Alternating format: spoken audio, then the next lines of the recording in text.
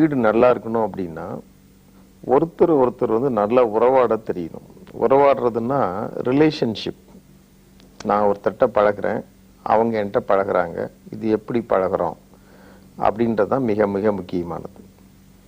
இந்த பழகும்போது இந்த ரிலேஷன்ஷிப்பை வந்து நாம் ரெண்டு விதமாக பிரிக்கலாம். ஒன்று வந்து டிஸ்பென்சபிள் ரிலேஷன்ஷிப், இன்னொன்று வந்து இன்டிஸ்பென்சபிள் ரிலேஷன்ஷிப். அதாவது தவிர்க்க முடியாத உறவு முறைகள் இருக்குது. இப்போ எடுத்துக்கிட்டிங்கன்னா, இப்போ அப்பா புள்ள தவிர்க்க முடியாத உறவு முறை. எங்கே போனாலும் அவர் வந்து அப்பா தான், அவர் வந்து பிள்ளை தான்.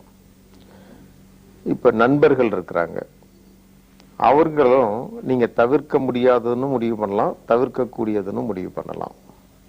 இப்போ ஒரு ட்ரெயினில் போகிறோம், பஸ்ஸில் போகிறோம், ஒரு 3-4 மணி நேரம் தான் அவங்க கூட நம்ம இருக்க போகிறோம். இது தவிர்க்கக்கூடிய உறவு முறைகள். முதலாளி தொழிலாளி, இதுவும் தவிர்க்கக்கூடிய உறவு முறைகள். இப்போ சக தொழிலாளிகள், சக வேலை செய்கிறவங்க, இவங்களும் தவிர்க்கக்கூடியவர்கள்.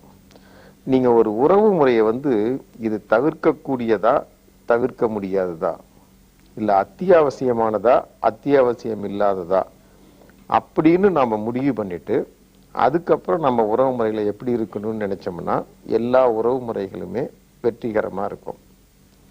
How to be successful